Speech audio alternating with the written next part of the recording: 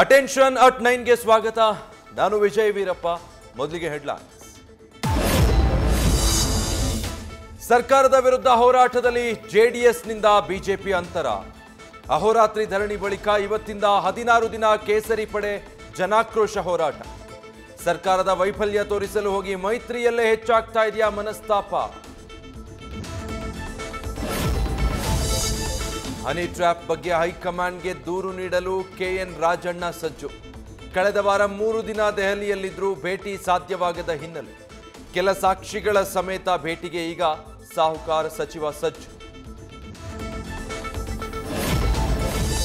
ಮಾಜಿ big boss ಸ್ಪರ್ಧಿಗಳ ಮಚ್ಚು ಹಿಡಿದು ರೀಲ್ಸ್ ಕೇಸ್. ರೇಣುಕಾಸ್ವಾಮಿ ಮೃತದೇಹ ಎಸ್ತಿದ್ದ ಸ್ಥಳದ ಬಳಿಯೇ ಮಚ್ಚು ಬಿಸಾಡಿರೋ ರಜತ್ ಮತ್ತು ವಿನಯ್. ರಾಜಕಾಲುವೆ ಬಳಿ ಸ್ಥಳ ಮಹಜರು ನಡೆಸಿದ್ರು. ಇನ್ನೂ ಪತ್ತೆಯಾಗದ ಅಸಲಿ ಮಚ್ಚು. ರಾಜ್ಯದಲ್ಲಿ ಬೈಕ್ ಟ್ಯಾಕ್ಸಿ ಸ್ಥಗಿತಕ್ಕೆ ಹೈಕೋರ್ಟ್ನಿಂದ 6 ವಾರ ಗಡುವು. ನಮ್ಮ ಬದುಕು ಅತಂತ್ರವಾಗುತ್ತೆ, ಮುಂದೇನ್ ಮಾಡಬೇಕು?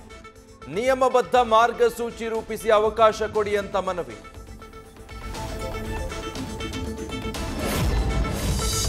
ಇವತ್ತು ವಿಶ್ವವಿಖ್ಯಾತ ಮೇಲುಕೋಟೆ ವೈರಮುಡಿ ಉತ್ಸವ.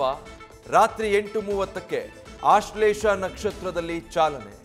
2 ಲಕ್ಷಕ್ಕೂ ಹೆಚ್ಚು ಭಕ್ತರು ಉತ್ಸವದಲ್ಲಿ ಭಾಗಿಯಾಗುವ ನಿರೀಕ್ಷೆ. ನ್ಯೂಸ್ ಫಸ್ಟ್, ನಿರ್ಭೀತಿಯಿಂದ ನಿಮ್ಮ ಪರವಾಗಿ.